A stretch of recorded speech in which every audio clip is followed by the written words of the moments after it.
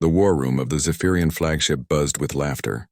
Admiral Kethavar looked at the holographic display showing a small blue planet orbiting a yellow star. The data streams flowing beside it made the assembled officers chuckle and point. "Look at this," Commander Vextal said, his forearms gesturing at the readouts. "Their fastest ships take 3 months to reach their own moon." 3 months! Our shuttles could make that trip in minutes. The other officers nodded and made clicking sounds with their mandibles. In the Empire, such sounds meant amusement. Admiral Kethavar studied the data more carefully. The planet was called Earth by its inhabitants. The creatures living there called themselves humans. "What kind of weapons do they have?" asked Captain Zorthak, her scaled head tilting with curiosity. "Chemical explosives," Vextal replied, barely containing his laughter. "They throw metal projectiles at each other. Their most powerful weapons split atoms, but the energy release is tiny compared to our plasma cannons." Admiral Kethavar touched the control panel. The display zoomed in to show Earth's surface. Cities with primitive structures covered parts of the land. Strange metal tubes with fire coming out the bottom carried their people into space. It looked like something from the Empire's ancient history books.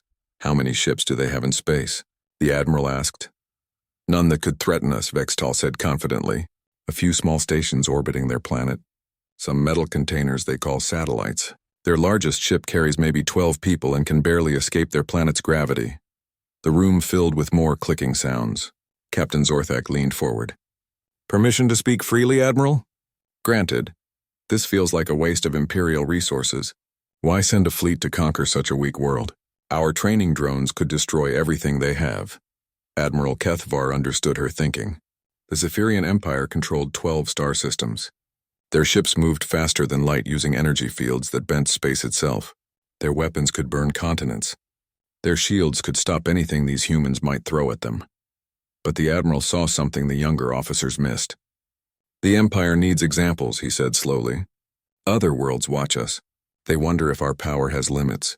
When they see us destroy a planet with such ease, they remember why they served the Empire." The truth was simpler than that. The Empire's expansion had slowed. Some conquered worlds whispered about rebellion. A few systems on the Outer Rim had stopped sending their tribute on time. The Emperor wanted a demonstration of Imperial power that would remind everyone who ruled the galaxy. Earth would be perfect for this purpose. The humans seemed numerous enough to make their destruction impressive, but weak enough that victory was certain.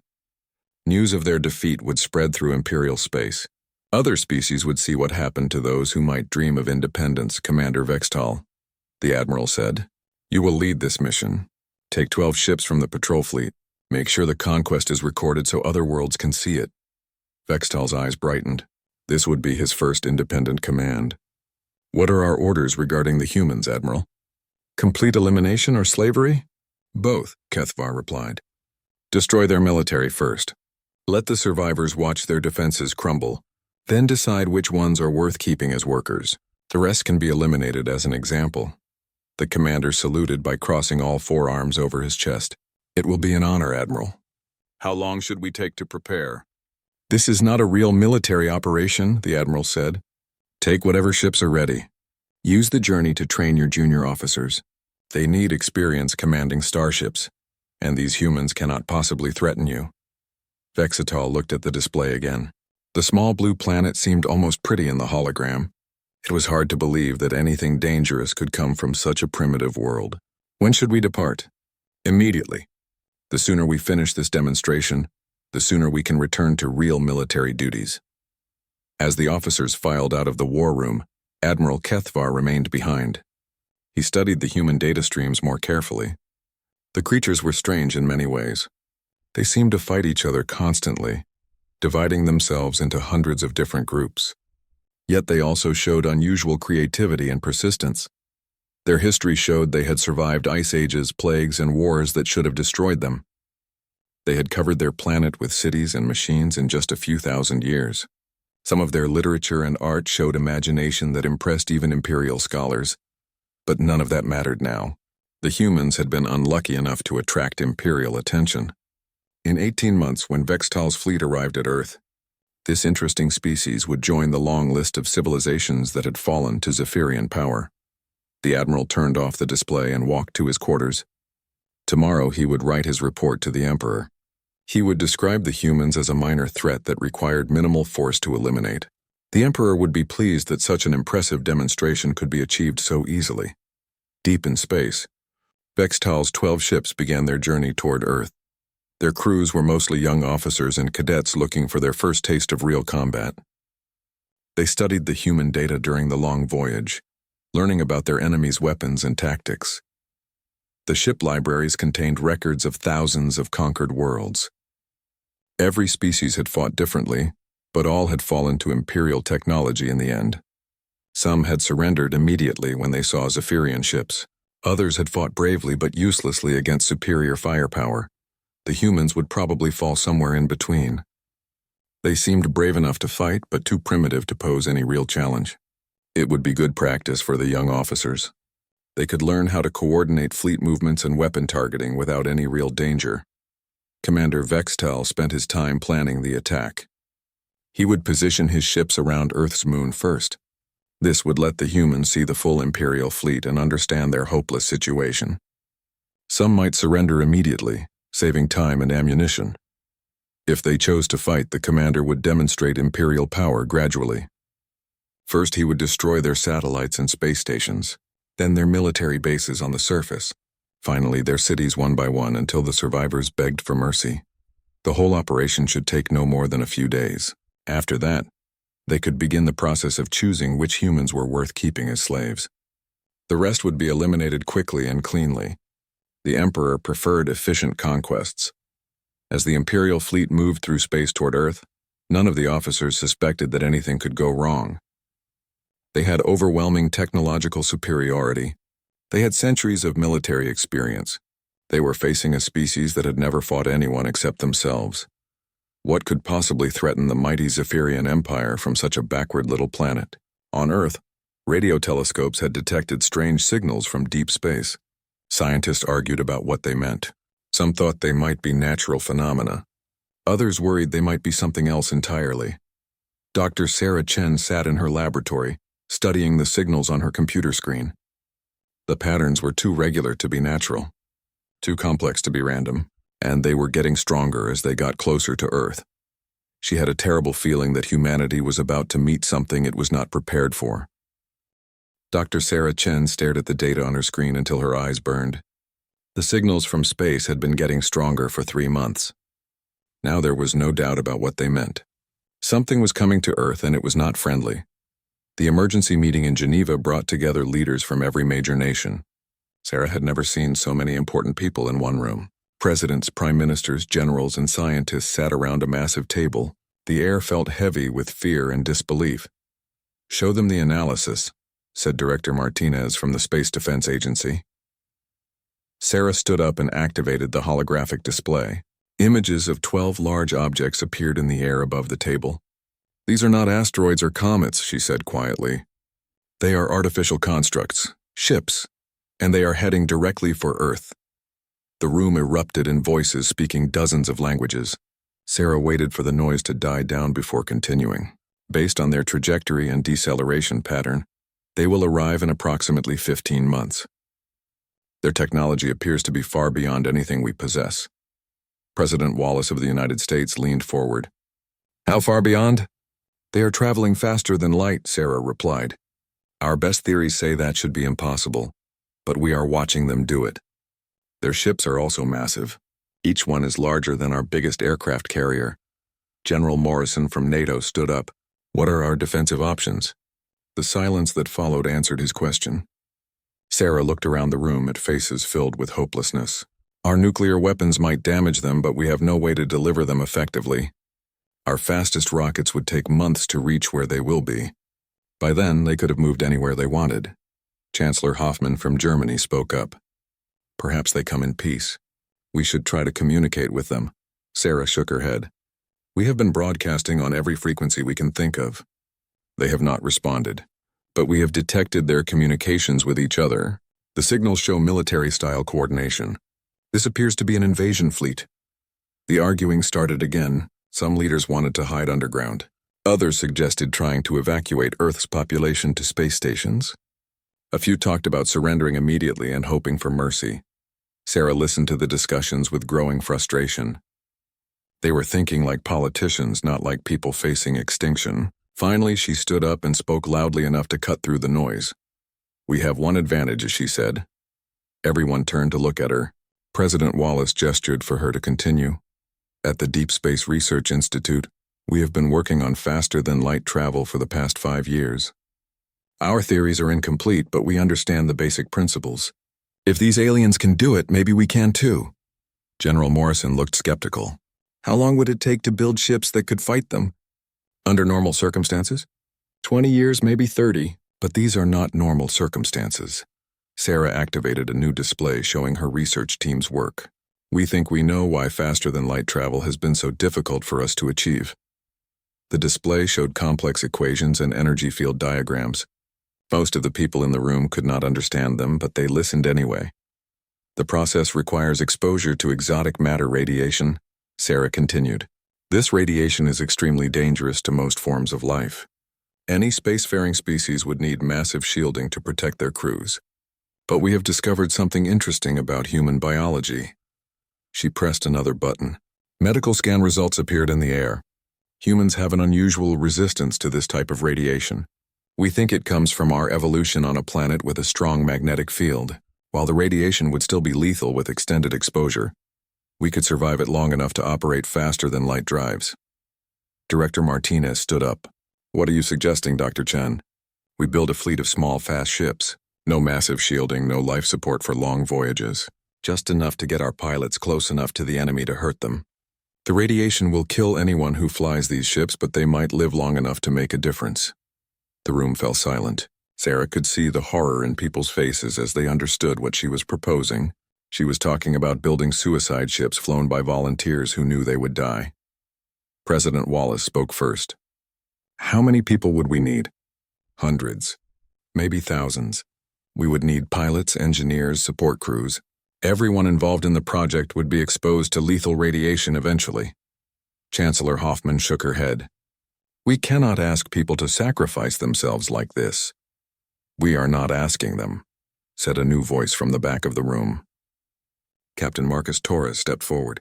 He was a test pilot for the Space Defense Agency, one of the few people who had actually flown experimental spacecraft. "We are giving them a choice. Die fighting or die hiding." Sarah looked at Captain Torres with gratitude. She had worked with him on several projects. He understood the technology better than most people. "The captain is right," Sarah said. "We cannot force anyone to volunteer for this mission, but we can give people the option to fight back. Some will choose to try, even knowing the cost." General Morrison leaned back in his chair.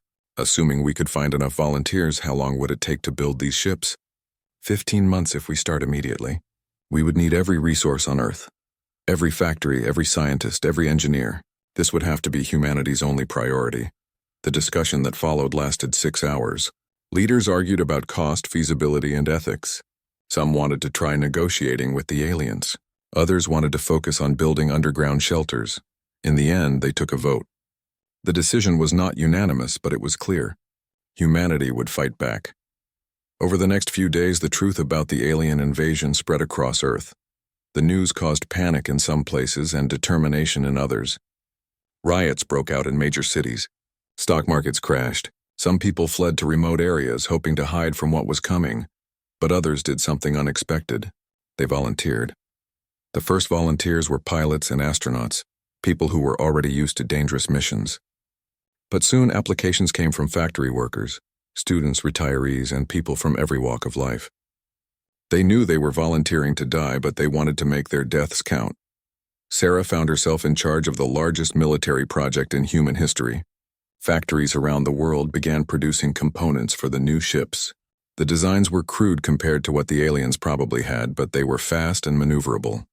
Each ship would carry 3 people, a pilot, a weapons operator, and an engineer.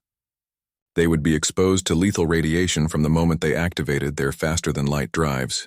Medical estimates suggested they would live for a few weeks after their first jump, maybe a few days after their second.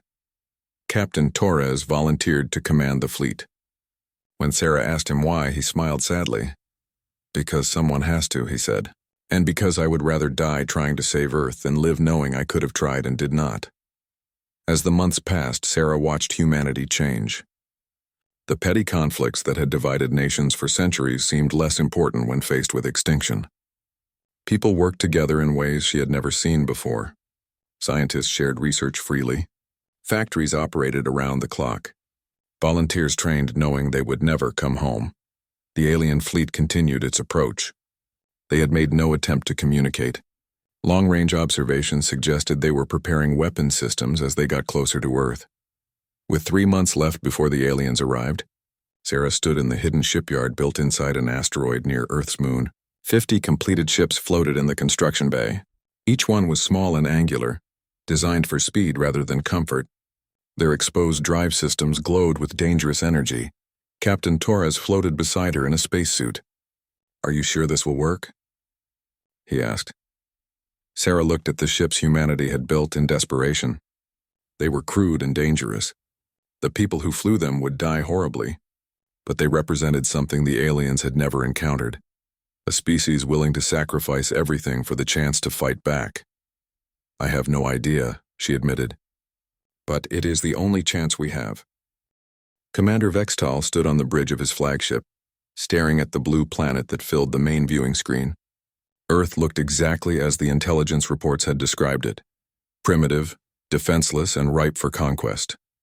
"Sensors show no orbital defenses," reported his tactical officer. "No weapon platforms, no shield generators. Their satellites appear to be communication and observation devices only." Vextal nodded with satisfaction. The journey had taken 18 months, giving his young officers plenty of time to study their target and plan the assault.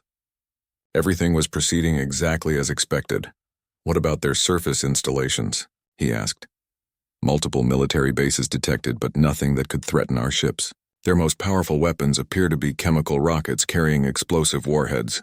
Our shields will stop them easily." The commander walked to his command chair and activated the fleet communication system. "All ships maintain position behind the lunar body. Begin detailed scans of the planet. I want to know exactly what we are dealing with before we announce our presence." The 12 Imperial ships hung in space behind Earth's moon, hidden from the planet's primitive observation systems. Each ship was over a kilometer long, armed with plasma cannons that could burn continents and protected by energy shields that had never been penetrated. "Sir," called the communications officer, "we are not detecting any radio traffic from the planet. All their communication networks appear to be silent." Vextal frowned. The intelligence reports had described Earth as a world full of electronic chatter. Billions of humans constantly communicating through radio waves and data streams. The silence was unexpected. "When did the communication stop?" he asked.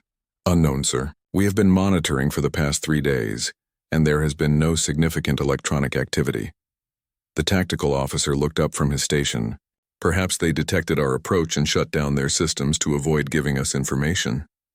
Or maybe they evacuated their population," suggested the science officer. "Some species have tried to hide their people when facing imperial conquest." Vextal considered both possibilities.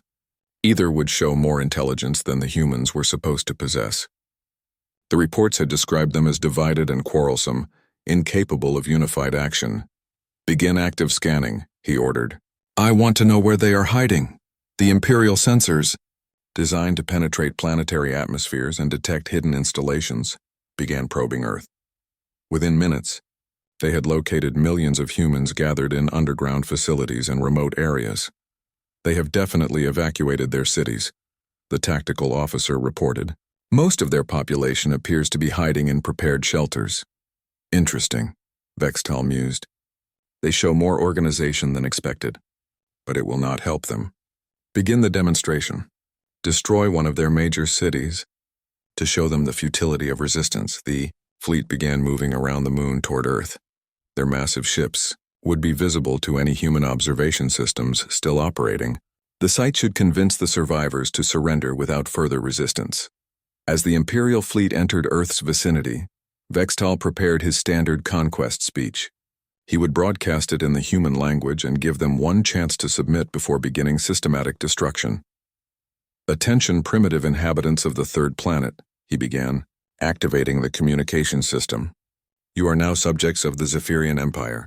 Surrender immediately and some of you may be permitted to live as workers. Resistance will result in the complete Elimination of your species, the response was immediate and completely unexpected. 50 ships appeared out of nowhere. They materialized within the Imperial formation without warning, moving faster than anything in Vextal's experience. The human vessels were small and crude-looking, but they moved like guided missiles, swarming around the massive Imperial ships. "Impossible," shouted the tactical officer. How are they achieving faster-than-light travel? Our sensors showed no warp drives. Vextal stared in shock as the human ships darted between his vessels. They were using some kind of space-folding technology, but it was completely different from Imperial drive systems.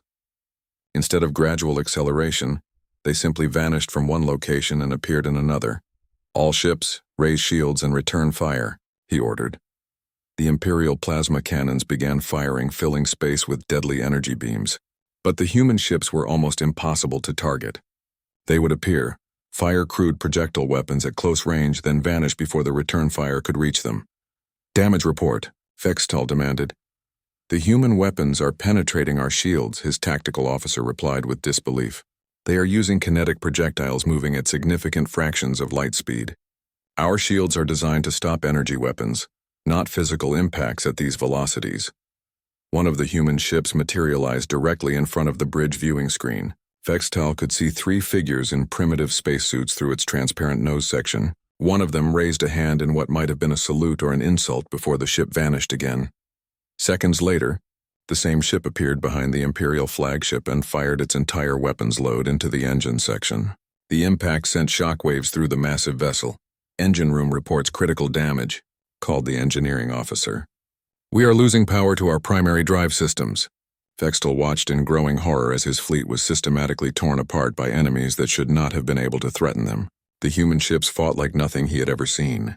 They showed no concern for their own survival, throwing themselves at Imperial vessels with suicidal determination. "Sir, the cruiser Eternal Victory is reporting complete engine failure. They are requesting assistance. The destroyer Swift Death has lost main weapons power. 3 more human ships just appeared inside our formation." The battle was turning into a massacre, but not the one Vextal had planned. His ships, designed to fight at long range against conventional enemies, were helpless against foes that could appear anywhere without warning. One of the human ships materialized inside the shield grid of the cruiser, Cosmic Pride. Vextal watched through his sensors as the small vessel activated some kind of self-destruct system. The explosion tore the Imperial ship apart from the inside. "How many human ships have we destroyed?" he asked desperately. 42 confirmed kills, his tactical officer reported. "But they keep fighting even when heavily damaged. Some ships have continued attacking after losing life support." Vextal realized with growing panic that the humans were winning. Somehow, impossibly, a species that should have been helpless was destroying the most advanced fleet in Imperial space. "All ships, withdraw immediately," he ordered. "Fall back to minimum safe distance." The 3 surviving Imperial vessels retreated as fast as their damaged engines could carry them. Behind them, the remaining human ships did not pursue. They simply vanished, disappearing back to wherever they had come from. In the silence that followed, Vextal tried to understand what had happened. His fleet of 12 ships had been reduced to 3 damaged vessels in less than 20 minutes. The humans had lost most of their ships too, but they had achieved the impossible. They had defeated Imperial technology. "Sir," his communications officer said quietly, "we are receiving a message from the human vessels. Put it through." A human face appeared on the main screen. The figure wore a primitive spacesuit and looked tired but not defeated. When he spoke, his words were transmitted in perfect Imperial language. "This is Admiral Torres of the Earth Defense Force. Your invasion has failed. Return to wherever you came from and tell your empire that Earth is protected. If you send more ships, we will destroy them too." The transmission ended. Vextal stared at the empty screen, trying to process what he had just heard. The humans had not only defeated his fleet, they had somehow learned to speak Imperial language and were making demands. "Set course for Imperial space," he ordered quietly. "Maximum speed." As his damaged ships limped away from Earth, Vextal began composing his report.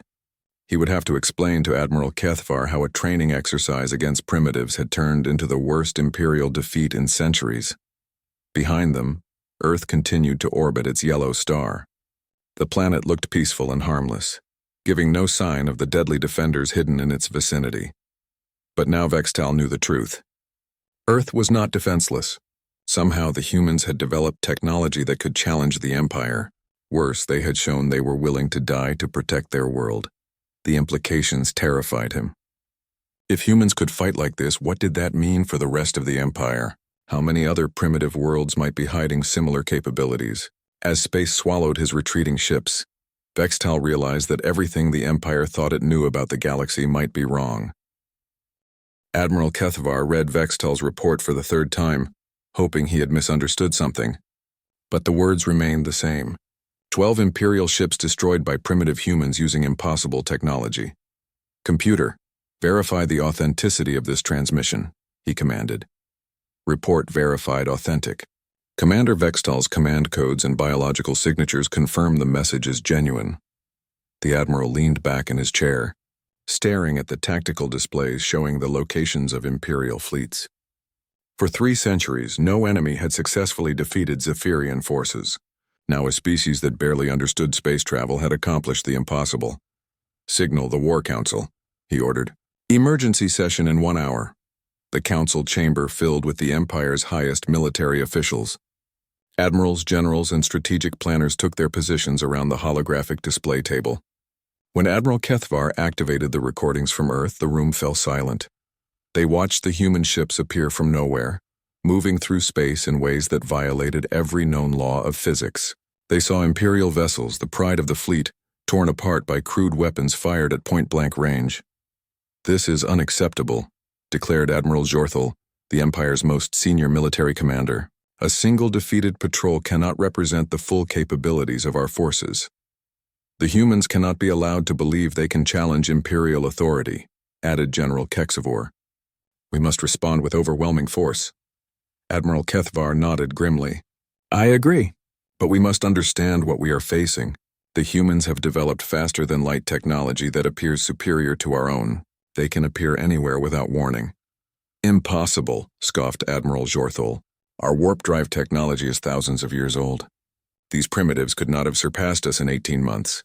Yet they did, Kethvar replied, replaying the footage. Look at how their ships move. They do not accelerate gradually like our vessels. They simply vanish and reappear instantly in new locations. The War Council spent hours analyzing the battle recordings. Slowly, a picture emerged of human tactics that were unlike anything in Imperial experience. The human ships fought without regard for survival, using their faster-than-light drives as weapons rather than transportation. Their strategy is based on suicide attacks, observed strategic analyst Vorthai. They accept certain death in exchange for the chance to damage our ships. This suggests a level of fanaticism we have never encountered. Or desperation, added General Kexavor. A dying species might fight with such abandon. Admiral Kethvar activated a new display showing fleet dispositions throughout Imperial space. Regardless of their motivation, we must respond decisively. I propose deploying the 5th Armada to Earth. 300 ships should be sufficient to overwhelm any defense they can mount. The Council voted unanimously for the proposal. The 5th Armada was the Empire's most powerful fighting force, equipped with the newest weapons and commanded by the most experienced officers. If the humans could somehow defeat 12 ships, 300 would crush them completely. How long to assemble the Armada? Asked Admiral Jorthal. 6 months for full deployment, Kethvar replied. But I recommend we also authorize development of new defensive systems. The human ability to appear inside our formations is a significant tactical problem. Over the following weeks, Imperial shipyards worked frantically to upgrade fleet defenses. Engineers developed new shield configurations designed to stop high-velocity projectiles. Weapons specialists created close-range defensive systems to protect against surprise attacks. But the most important changes were in Imperial thinking. For the first time in centuries, they were preparing to fight an enemy that might actually threaten them. Meanwhile, on Earth, the surviving defenders returned to their hidden bases as heroes and dying men. The radiation from their faster-than-light drives was killing them slowly but surely. Dr. Sarah Chen watched helplessly as pilots who had saved humanity began to succumb to cellular damage. Admiral Torres, promoted after the victory, lasted 3 weeks after the battle. He spent his final days helping train the next generation of pilots and refine their tactics. Before he died, he made Sarah promise to continue developing their technology. "They will come back," he whispered from his hospital bed. "More ships, better prepared. We need to be ready." Sarah threw herself into her work with desperate intensity. The captured Imperial technology from the battle provided crucial insights into enemy capabilities. Human engineers reverse-engineered shield generators and plasma weapons, adapting them for their smaller ships. More importantly, they made breakthroughs in their own faster-than-light technology. Dr. James Wright, Sarah's successor after she too began showing symptoms of radiation poisoning, discovered they could link multiple ships' warp fields together. "We call it cascade drive technology," he explained to the assembled Earth Defense Council. "Multiple ships can combine their space-folding effects to create devastating gravitational distortions." The implications were staggering. Instead of just using faster-than-light travel for transportation, human ships could weaponize space itself. They could create gravity wells, spatial tears, and shockwaves that would tear apart enemy vessels from the inside. But the technology came at an even higher cost. Ships using cascade drives would kill their crews in minutes rather than weeks. Every pilot would be making a one-way trip. Despite this, volunteers continued to sign up. The victory over the First Imperial Fleet had given humanity hope, but everyone knew larger forces were coming.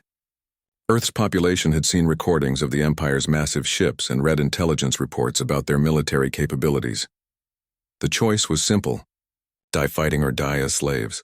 Construction of the new fleet began immediately. 500 ships, each designed to link with others for coordinated cascade attacks. The vessels were even smaller than before, carrying just enough life support to keep their crews alive during a single mission. Admiral Maria Santos, Torres's chosen successor, supervised the training program. A former astronaut who had volunteered knowing she would never return to Earth, she pushed the new pilots to their limits. "Every second matters," she told them during briefings. "Once we activate cascade drives, we have minutes to live. Use that time to hurt them as much as possible." The pilots were a mix of military personnel and civilians. Fighter pilots flew alongside teachers, engineers, and retirees. What united them was not their background but their determination to protect Earth. 6 months after the first battle, long-range sensors detected the approaching Imperial fleet. The force was massive. 300 ships, including enormous dreadnoughts that dwarfed anything in human experience. Each vessel could probably destroy Earth's entire first-generation fleet single-handedly. Sarah Chen, now confined to a wheelchair as the radiation poisoning spread through her body, watched the sensor displays with grim satisfaction. The Empire was taking humanity seriously now. They were sending their best ships and most experienced crews. It would not be enough. "Admiral Santos," she said over the communication system, "you know what you have to do." Santos nodded grimly from the bridge of the flagship Terra's Pride. Around her, 500 ships prepared for humanity's last battle. Each crew had recorded final messages for their families. Each ship carried enough firepower to damage Imperial vessels, and each pilot knew they were about to die. "All ships, this is Admiral Santos," she broadcast. "The Empire thinks they can intimidate us by sending more ships. They are wrong. Today we show them that humanity does not surrender. Today we prove that some things are worth dying for." The Imperial fleet dropped out of faster-than-light travel at the edge of the solar system. Their formation was perfect, their shields raised, their weapons charged. They advanced on Earth with the confidence of conquerors who had never known defeat. They had no idea what was waiting for them. Admiral Santos smiled as she watched the enemy approach. The Empire had made the same mistake twice. They assumed humans would fight like rational beings seeking to survive. They were about to learn that desperate people with nothing left to lose were the most dangerous enemies in the universe. Admiral Jorthel stood on the bridge of the dreadnought Eternal Dominion and watched Earth grow larger on the main display. The Fifth Armada spread out behind his flagship in perfect formation, 300 ships representing the finest military force in Imperial history. "No sign of human vessels," reported his tactical officer. "Their planet appears defenseless." The Admiral nodded with satisfaction. This time there would be no surprises. His fleet carried enough firepower to sterilize a dozen worlds. Enhanced shields protected against kinetic weapons. Close-range defensive systems covered every possible attack angle. "Begin planetary bombardment," he commanded. Target their major population centers. Let them watch their world burn before we accept their surrender. The main batteries of 50 Imperial ships charged with deadly energy. Plasma cannons capable of melting continents turned toward the blue planet hanging in space before them. Then the humans attacked. 500 ships materialized throughout the Imperial formation simultaneously. But these vessels were different from the crude fighters that had destroyed Vextal's patrol. They moved in perfect coordination, their faster-than-light drives creating visible distortions in space itself. "Impossible," shouted the tactical officer. "How did they get so close without detection?" Admiral Jorthwell watched in growing horror as the human ships began linking their energy fields together. Space around his fleet started to bend and twist in ways that hurt to look at. Reality itself seemed to be coming apart. "All ships, emergency evasive maneuvers," he ordered, but there was nowhere to run.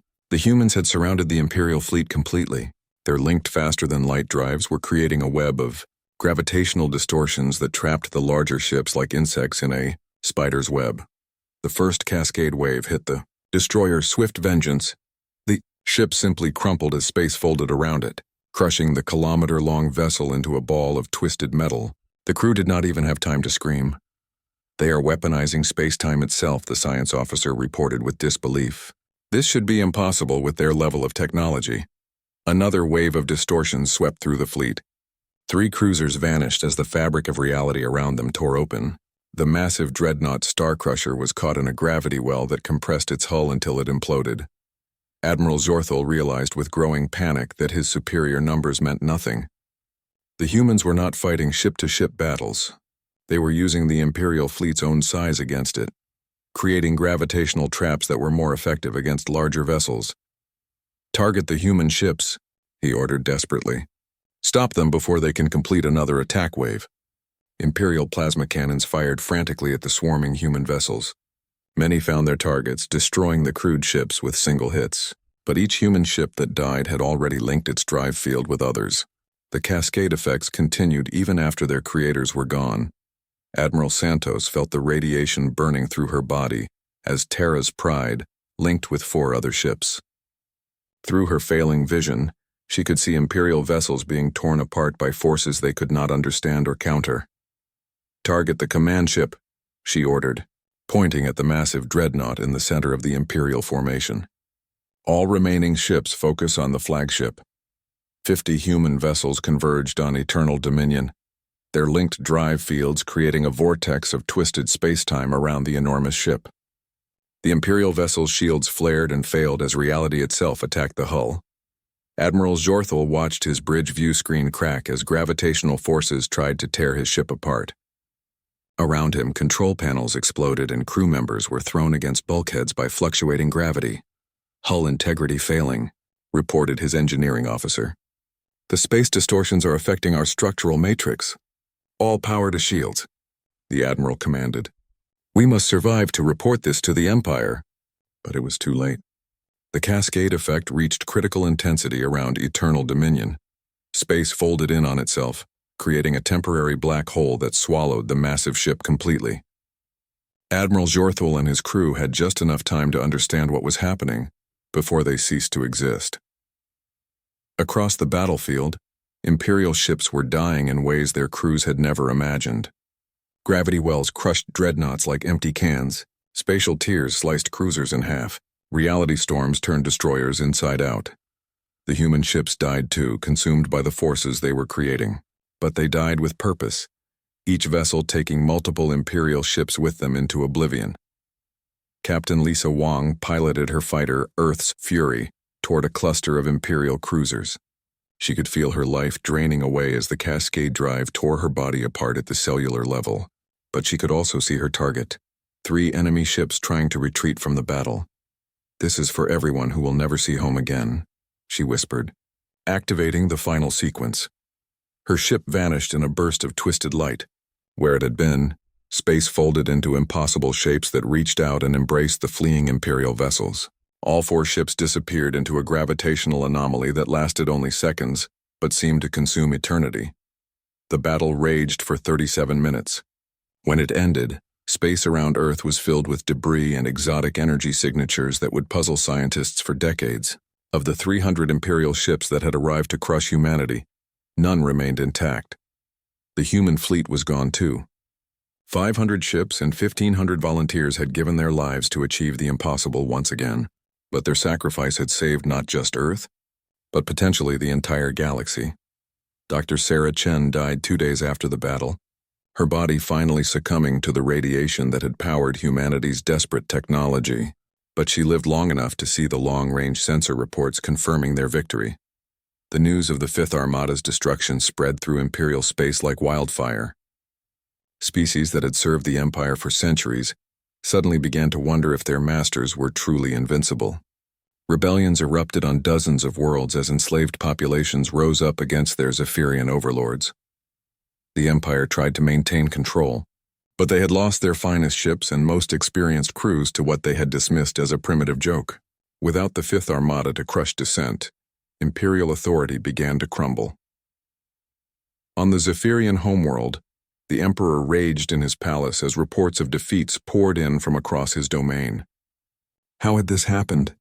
How could a species that barely understood space travel have brought down an empire that had ruled for centuries? The answer lay in the ruins drifting around Earth's moon. The humans had done something no other species had ever attempted. They had weaponized their own mortality. Faced with extinction, they had chosen to embrace death rather than accept slavery. Years later, when the Zephyrian Empire was nothing but a memory, and dozens of worlds had declared their independence, scholars would study the scattered remains of human ships. They would try to understand how such primitive technology had achieved such devastating results. The secret, they would discover, was not in the ships themselves, but in the people who had flown them. Humans had possessed something the Empire had never encountered: the willingness to sacrifice everything for a principle. Earth itself was silent now, its population gone, consumed by the radiation that had powered their impossible victory. But across the galaxy, freed species spoke of the humans who had chosen to die so that others might live free. In the end, the Empire had been right about one thing. Earth was indeed a joke, but the punchline had been their own destruction, delivered by people who understood that some things were worth more than life itself. The stars remembered, and in their light, the story of humanity's last stand became a legend that would inspire generations of beings who dreamed of freedom. The humans were gone, but their message echoed through eternity. No tyranny, no matter how powerful, could stand against those willing to pay any price for liberty.